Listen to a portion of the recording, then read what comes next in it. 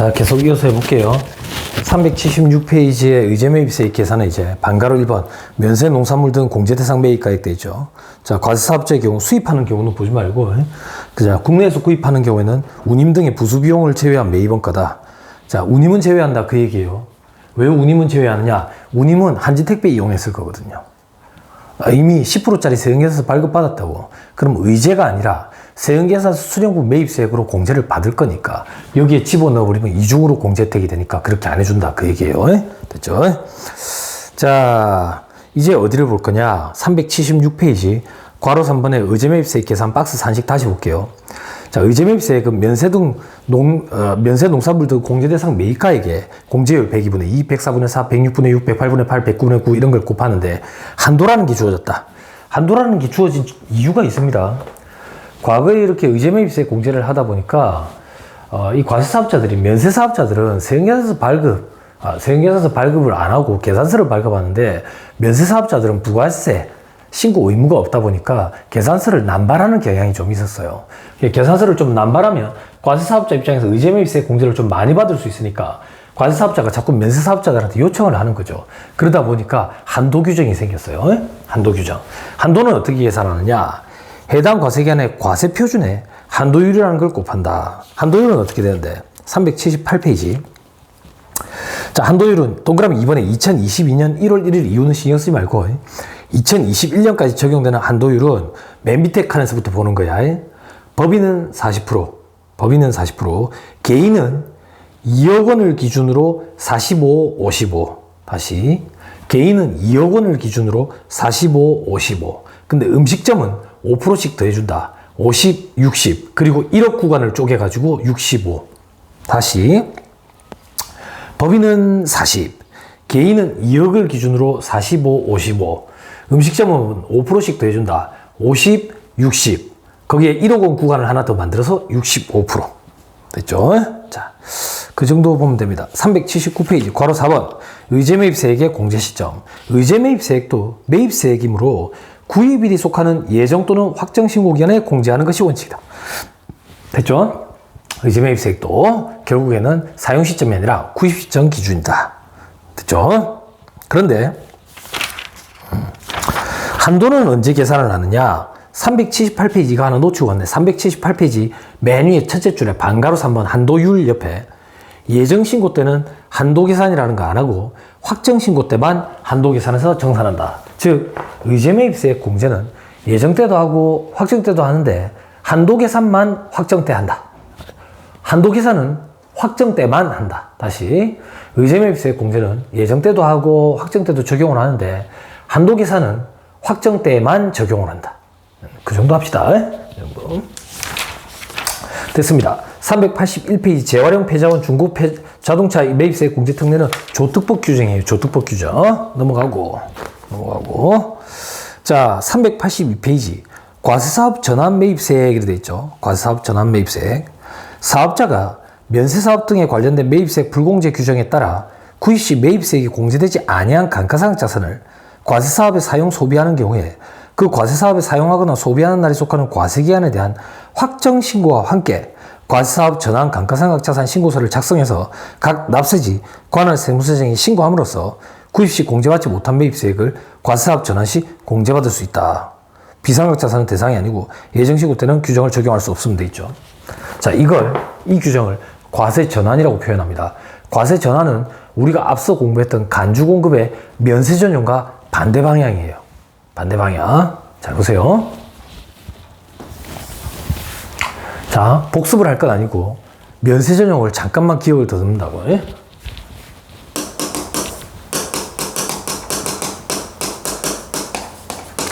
면세 전용은 이런 거였어요. 과세 사업에 쓰려고 사왔어. 그래 놓고 면세 사업에 쓰는 거라.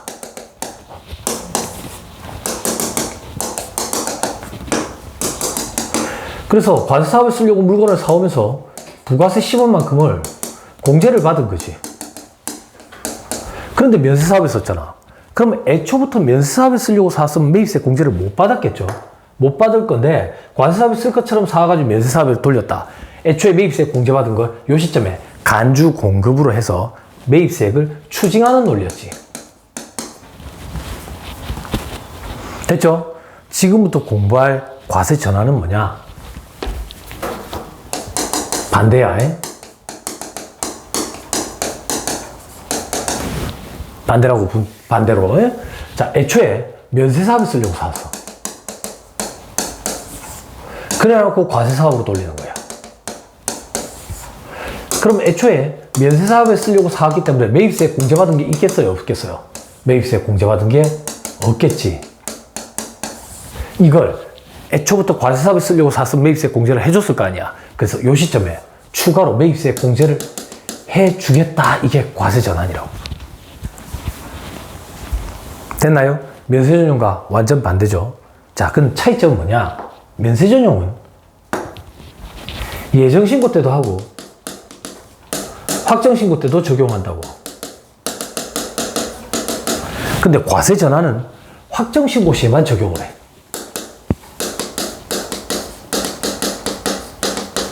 자, 그리고 하나 더. 면세 전용은 비상각자산, 상각자산 모두 적용하는데 과세 전환은 상각자산만 적용을 해.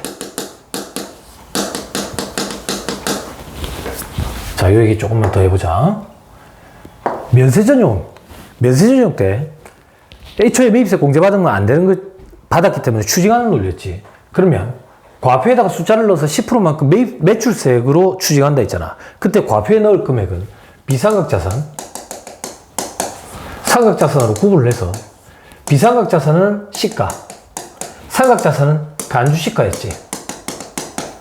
이 간주시가 어떻게 계산했는데 취득가액 곱하기 1 마이너스 감가율에 경과된 과세기한수 했었잖아. 기억나죠? 자, 과세 전환은 확정신고 때만 하고 상각자산만 한다. 그때 상각자산 매입세 공제받을 수 있는 거 얼만데? 똑같아. 간주시가라고. 취득가액 곱하기 1 마이너스 감가율에 경과된 과세기한수 똑같아. 이 감가율은 건물과 구축물 5%, 기타 감가상각자산은 25% 똑같아. 근데 차이점은 뭔데? 여기 10%를 곱해야 돼. 왜 10%를 곱해야 되는데? 차이가 있는 건 아니야. 자, 위에 면세 전용은 애초에 공제받은 건 안 되는 걸 받았기 때문에 추징하는 논리였지. 어떻게 추징하는데? 매출세액으로 추징했지. 그때 매출세액은 과표의 10%잖아요. 그때 과표는 어떻게 계산하는데? 이렇게 계산한다고. 그럼 여기에다 10% 곱하면 매출세액이지. 자, 과세 전환은 애초에 안 받았던 걸 추가로 공제해주겠다는 얘기지. 공제해주는 금액은 얼만데? 10% 곱한 거. 그게 무슨 말인데? 공제해준다라는 얘기는 세액을 공제해주지. 그럼 10%를 곱해야 세액이겠지. 위에는 과표를 얘기하고 있다고. 그럼 여기에다가 10% 곱하면 이것도 세액이겠지. 이게 똑같은 거예요. 그런데 세법 조문에 얘는 과표라고 표현되어 있기 때문에 10%를 안 곱했고 얘는 세액이라고 표현했기 때문에 10%를 곱했고 그 차이밖에 없어요. 됐죠? 됐습니다. 자, 그 정도만 봅시다. 밑에 괄호 2번에 전부 전환하는 경우에 매입세 공제, 건물 구축물 5%, 기타는 25%. 그 차이점만. 괄호 3번에 일부 전환하는 경우 이건 보지 마세요. 됐죠? 다음 페이지에 있는 것들도 보지 마세요. 이거는 경영사업자라는 파트에서 공부하는 부분이에요. 경영사업자 파트 강의 안 할 겁니다. 세법 개론에서는 부가가치세법이라는 강론에 들어가시면 공부하시게 될 거예요. 그런 것까지 할 시간이 없어요. 너무 구체적이고, 그죠? 어려워요, 또. 됐습니다. 이 정도 보면 됩니다. 385페이지. 7번 재고매입세 간이가세자 때 하는 거. 8번에 변제대손세액과 대손처분받은 세액이었고, 이제 9번에 공제하지 아니하는 매입세. 이 파트에서 제일 중요한 거. 지금부터 할 게 뭐냐?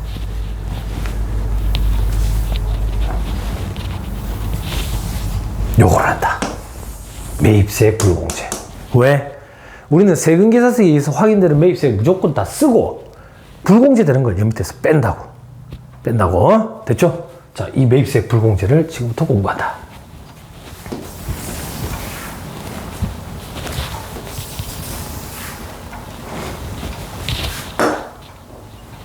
자, 어떤 것들이 있느냐? 자, 괄호 1번에 매입차별 세액계산서 합계표의 미제출 또는 부실기재분. 매입차별 세액계산서 합계표를 제출을 해야지. 세액계산서를 우리가 제출하는 건 아니잖아.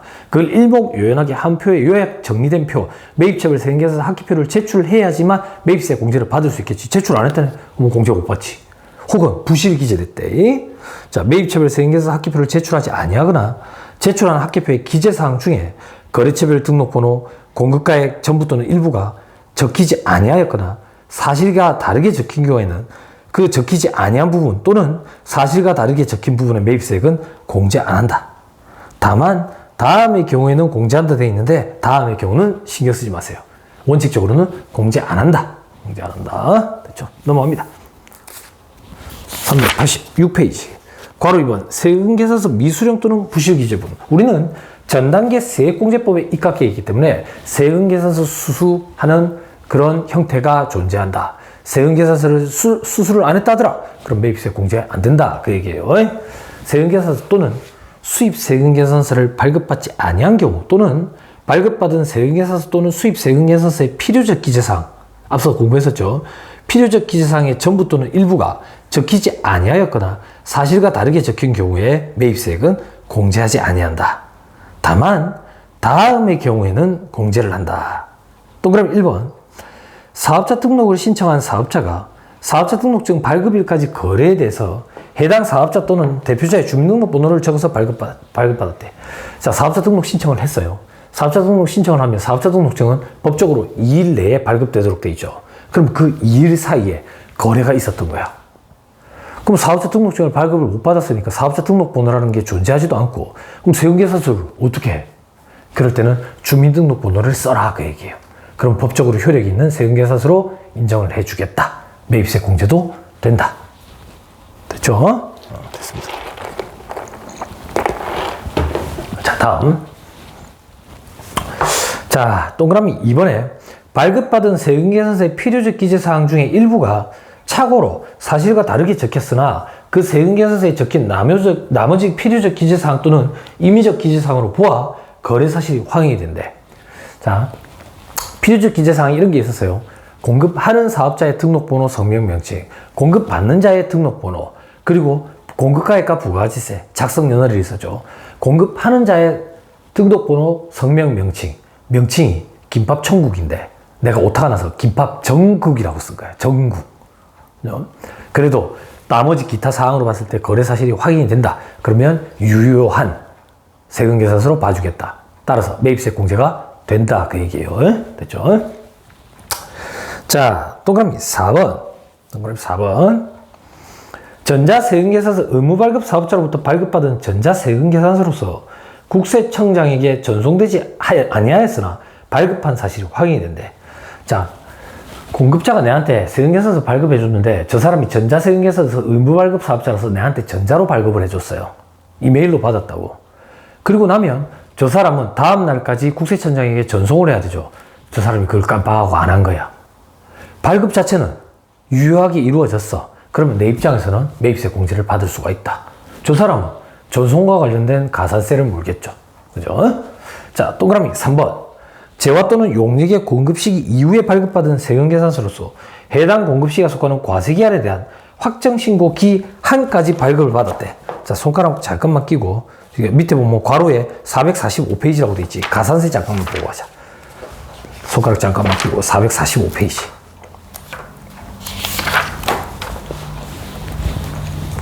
자, 445페이지 보시면 444페이지, 445페이지가 가산세인데 445페이지에 괄호 4번 매입차별 세금계산서 합계표 불성실 가산세 이렇게 돼 있죠.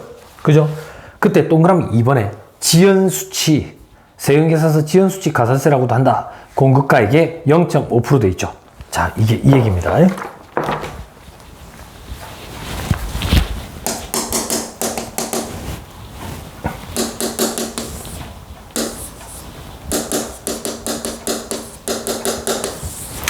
자, 공급자가 공급받는 자에게 5월 1일 공급이 일어나. 그럼 세금계산서 5월 1일에 공급을 해야지. 공급을 했다고. 그럼 세금계산서 5월 1일에 세금계산서 발급해야 되는데 안 했어. 안 했어. 안 했어. 그러면 공급시가 속하는 과세기한 종료일 언제인데 6월 30일에 대한 확정신고 기한은 언제예요? 확정신고 기한 7월 25일이죠. 까지만 발급을 하면 지연 발급이라고 그래요. 그래서 1% 가산세를 냅니다. 이후에 발급하면 미발급 2% 가산세. 요건 이미 했어요. 여러분 페이지 444페이지에 444페이지 괄호 2번에 동그라미 1번에 동그라미 기역에 발급하는 경우 옆에 괄호에서 지연 발급이라고 돼 있죠. 동그라미 니은에 발급하지 않는 경우 괄호해가지고 미발급이라고 돼 있죠. 이미 다 했어요. 지금은 받는 자 입장을 보는 거예요. 그럼 공급 받는 자 입장에서 공급 시기가 5월 1일에 5월 1일이면 세운계사서 5월 1일에 발급을 받아야 되는데 쟤들이 발급 안 했으니까 수령 못 한 거야. 그러면 매입세 공제를 안 해준다고 원칙적으로. 그럼에도 불구하고 공급 시기가 속하는 과세기한 종료일 언제? 6월 30일에 대한 확정신고 기한 언제? 7월 25일. 7월 25일까지만 수치를 하면 지연 수치야. 지연 수치. 요때까지는 인정을 해줘서 매입세 공제를 해줘. 다만 가산세는 있어. 이 가산세의 이름이 매입차별 세액에서 합계표 불성실 가산세.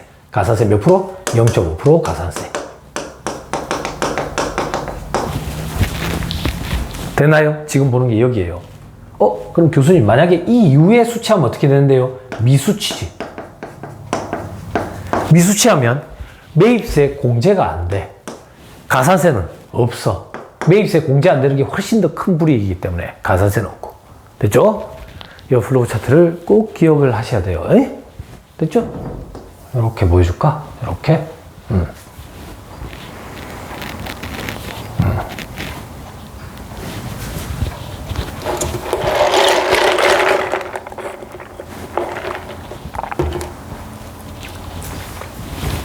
됐죠? 됐습니다. 다시 돌아와서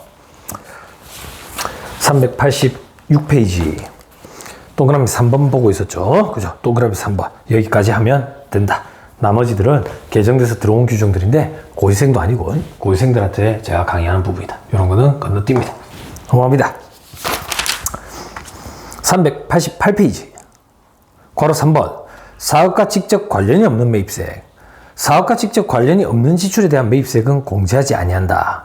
여기서 말하는 사업과 직접 관련이 없는 지출이란 동그라미 1번에 법인세법과 소득세법상 업무와 관련 없는 지출, 동그라미 2번에 법인세법 규정에 따른 공동경비의 한도 초과해가지고 송금불산입한 금액. 요거는 법인세법 강론 파트를 공부를 하면 공동경비라는 파트가 있어요. 거기서 여러분들이 공부하시게 될 거예요. 이것만 한 20-30분 강의하거든요. 어려워요. 정기 매출액 기준이 있고, 단기 매출액 기준이 있고, 공동경비라는 게 이런 거야. 아름다운 사람들, 아시아나항공, TV에 광고를 하잖아요. 광고를 하면 그 광고비를 지주회사인 금호산업에서 모두 부담하는 게 아니에요. 주력 계열사가 다 안분을 해가지고, 분배를 해가지고 같이 납부한다고. 광고비를 분담을 한다고. 그 분담을 할 때 분담 기준이 매출액 기준. 그 매출액 기준도 정기 매출액 기준, 단기 매출액 기준, 혹은 해외 수출액 기준, 국내 매출액 기준, 혹은 어떤 참석 인원에 비례해가지고 참석 인원수 기준, 혹은 자본 비율 이런 것도 있어요. 그런 것도 있고 여러 가지가 있는데 그런 건 법인세법 시간에 공부하고 여기서는 안 할 거예요. 그러면 설명할 게 없죠. 다른 예를 들 거예요. 다른 예를. 어떤 예를 드느냐. 자, 이 얘기예요. 제가 관리하는 업체 중에 디자인 업체가 있어요. 디자인 업체. 사장 혼자서 컴퓨터 3대를 동시에 켜놔놓고 집에서 해요. 집에서. 하루는 이 사장이 연락이 왔어요. 연락이 와가지고, 키보드를 하나 살 건데, 키보드를 현금으로 하면 좀 싸게 해준다던데, 이걸 증빙을 받아야 돼? 안 받아야 돼? 이러는 거야. 키보드가 얼만데? 라고 물어봤더니 300만 원이래요. 300만 원. 그래서 제가 무슨 키보드가 그렇게 비싸냐. 프로게이머도 그런 키보드를 안 쓸 것 같은데. 그랬더니 그 키보드가 이 키보드가 아니라 전자오르간이야. 전자오르간. 피아노라고. 피아노. 이 사람 취미활동을 하는 거라고. 그러면 그런 전자오르간이 이 사람이 디자인 업체를 운영하는데 꼭 필요한 지출이냐? 안 그렇잖아. 사업과 관련 없는 지출이라고. 사업과 관련 없는 지출은 경비로 인정이 안 됩니다. 그리고 그 300만 원짜리 전자오르간을 살 때 매입세액이 30만 원이 또 발생했겠죠. 그 사업과 관련 없는 지출에 관련된 매입세액 30만 원. 그게 매입세액 공제가 안 된다 그 얘기예요. 됐죠? 그렇게 기억하시면 됩니다. 자, 그 다음 괄호 4번에 비용업용 소형수차 구입 임차 유지에 관련된 매입세액. 이건 앞에서 간주 공급할 때 했었어요. 비용업용 소형수차 구입 임차, 유지, 구입 시 매입세액, 임차, 리스나 렌트했을 때 매입세액, 유지, 기름값, 수리비 이런 거 매입세액 공제가 안 된다. 그렇죠? 자, 그리고 괄호 5번. 접대비 관련 매입세액도 매입세액 공제가 안 된다 그랬어요. 앞에서 했었죠. 간주공급에 사업상 증여파트 강의할 때 얘기를 했었어요. 자, 그 다음 괄호 6번. 면세사업 등 관련 매입세액. 면세사업과 관련된 매입세액은 당연히 매입세액 공제가 안 되겠죠. 자, 괄호 7번. 토지와 관련된 매입세액을 좀 살펴볼 거예요.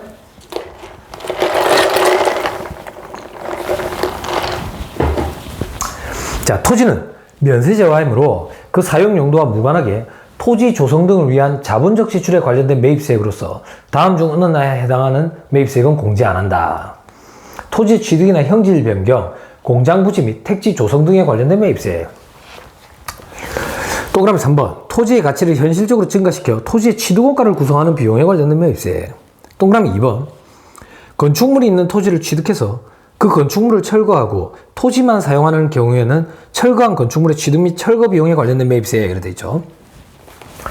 여러분들이 회계 시간에 중급 회계 영역을 조금 공부를 했으면 이게 쉽게 이해가 될 건데 제가 알고 있기로는 아직 회계 원리 듣고 있는 정도라고 알고 있어요. 그래서 제가 조금만 해드릴게요. 자, 제가 저기에 있는 저 땅이 필요해요. 저기 땅이 필요한데 그 땅에 이미 노후화된 건물이 하나 올라가 있는 거예요. 근데 나는 땅만 필요해요. 왜 땅만 필요한데? 나는 저 건물 관심 없거든요. 사더라도 바로 사자마자 건물을 허물어 버리고 건물을 새로 지어 올릴 거라고. 그럼 내가 건물 주인을 찾아가 가지고 나는 땅만 필요하니까 건물은 허물고 넘기시오. 말이 안 되겠죠. 그 사람은 그렇게 안 할란다고. 그럼 건물값이 없잖아. 그리고 철거 비용 자기가 부담해야 되고. 그렇게 안 할란다고. 그러면 내가 어쩔 수 없이 그걸 같이 취득하게 된다고. 이걸 우리는 회계학이랑 세법에서 건물 신축 목적으로 구건물이 있는 토지를 취득하는 경우, 다시 건물 신축 목적으로 구건물이 있는 토지를 취득하는 경우, 한 번만 더, 건물 신축 목적으로 구건물이 있는 토지를 취득하는 경우, 혹은 같은 말로 같은 의미로 토지만 사용할 목적으로 취득하는 경우, 다시 토지만 사용할 목적으로 취득하는 경우, 무차별적이에요. 건물 신축 목적으로 구건물이 있는 토지를 취득하는 경우, 혹은 토지만 사용 목적으로 취득하는 경우, 어쨌든 그렇게 취득을 하면 어떻게 되느냐? 나는 이 건물이 관심이 없어요. 그러면 구건물이라고 해. 건물과 토지를 내가 일괄해가지고 10억에 사왔어. 10억에. 그러면 건물값은 얼마고 토지값은 얼마냐? 장부에다가 구분해서 달아야지. 구분하면 건물값은 없어. 토지가 다 10억이야. 이게 건물 신축 목적으로 구건물이 있는 토지를 취득하는 경우, 혹은 토지만 사용하는 목적으로 취득하는 경우에 회계 처리 방법이야.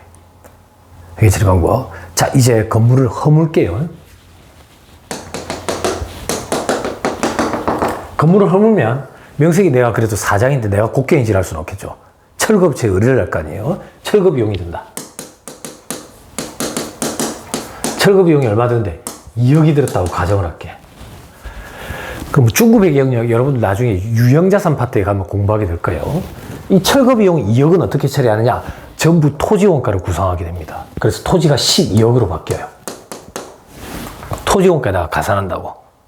됐죠? 자, 그럼 우리가 공부하고 있는 부가시세법 영역으로 돌아와 볼게요. 자, 부가시세법에서는 철거 비용, 철거업체에 의뢰하면 이 철거업체는 과세사업자니까 여기에 부가세 2천만 원을 붙일 거라고. 이 부가세 2천만 원, 토지 자본적 지출과 관련된 매입세액이라고. 토지원가를 구성하게 되잖아. 이 부가가치세 2천만 원을 매입세 공제를 안 해주겠다 그 얘기예요. 됐죠? 됐죠? 토지에 관련된 매입세, 그죠? 불공제되는 건 토지 원가를 구성한다든지 토지 자본적 지출과 관련된 매입세액이 발생했을 때는 매입세액 공제를 안 해준다.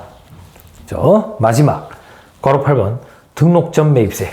사업자 등록 신청 전에 매입세액은 공제 안 해줬다. 다만 앞에서 첫 시간에 공부했던 것 같은데 다만 공급시기가 속하는 과세한 종료로부터 20일 내에 등록 신청을 하면 했네? 그러면 그날로부터 역산해서 기산일, 이때 기산일은 1월 1일 혹은 7월 1일 이내의 것은 매입세 공제를 해준다 하더라.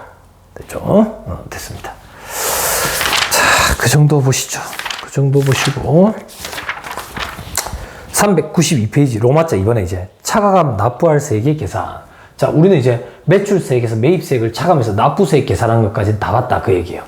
그러면 그 밑에 뭐가 있는데 경감공제세액 얼마 되진 않지만 그래도 감면해 주는 것들이 있다더라.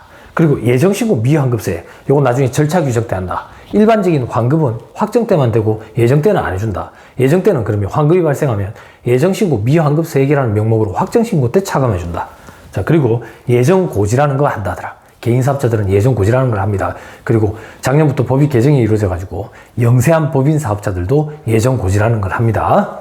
절차 규정에서. 그리고 가산세 이런 게 있다. 자, 393페이지 경감공제세. 자, 부가세법상 세액공제 신용카드 매출 전표 등 발급 세액공제라는 게 있다더라. 신용카드 매출 전표 등을 발급해주면 세액공제를 해준다. 어떻게 해주느냐? 밑에 박스에 세액공제는 1번에 발급금액, 결제금액의 1.3%, 음식 숙박업을 영위하는 간이가세자는 2.6% 여기까지만 하세요. 그 뒤에 규정, 개정되는 규정까지는 신경 쓰지 말고 다시 발급금액, 결제금액의 1.3%. 이 결제금액은 부가가치세가 포함이 된 공급 대가를 얘기하는 거예요. 자, 공급 대가의 1.3%. 한도는 연간 1,000만 원이다. 과세기간 1,000만 원이 아니다. 예정 확정 1,000만 원이 아니다. 연간 1,000만 원이 한도다. 연간 1,000만 원. 됐죠? 됐습니다. 자, 위에 적용 대상이 있는데 요거까지는 볼 필요 없을 것 같고요. 그 정도 보면 안 되겠나 싶습니다. 됐네요. 394페이지 괄호 2번에 조특법상 세액공제 돼 있죠. 조세특례제한법은 강의할 게 아니에요. 근데 참고삼 하나만. 반가로 1번 전자신고에 대한 세액공제. 납세자가 직접 전자신고 방법에 의해서 이게 무슨 말이냐면 사업주가 회계사무실에 맡기는 게 아니라 회계사나 세무사한테 맡기는 게 아니라 자기가 직접 국세청 홈택스를 통해 가지고 전자신고를 한대. 언제? 부가세 확정신고를. 그때는 납부세액에서 10,000원을 공제하거나 환급세액에 가산해준다. 환급도 해준다. 그 얘기예요. 확정신고가 포인트예요. 예정 때는 안 돼요. 그럼 1년에 확정신고 몇 번 합니까? 2번 하죠? 그럼 10,000원씩 2번, 20,000원을 공제해준다. 그 얘기예요. 됐죠? 됐습니다. 그 정도 보고, 자, 예정신고 미환급세액은 저 뒤에서 하고, 예정고지세액도 절차 규정해서 할게요. 그럼 다 했네요. 405페이지, 9장에 겸용사업자는 안 한다. 여러분들, 위에 학년 올라가가지고 부가가치세법이라는 강론에서 공부하면 된다. 너무 어렵다. 너무 어렵다. 지금 단계에서 하기에는. 그러면 어디로 갈 거냐? 10장에 부가가치세 신고, 납부, 경정 및 가산세 이래가지고 나머지 절차 규정들을 보면 이제 부가가치세법이 끝이 날 거예요. 간이가세제도 안 할 거거든요. 그래서 절차 규정만 볼 건데 챕터를 달리 하니까 이것도 잠깐 끊었다가 하시죠.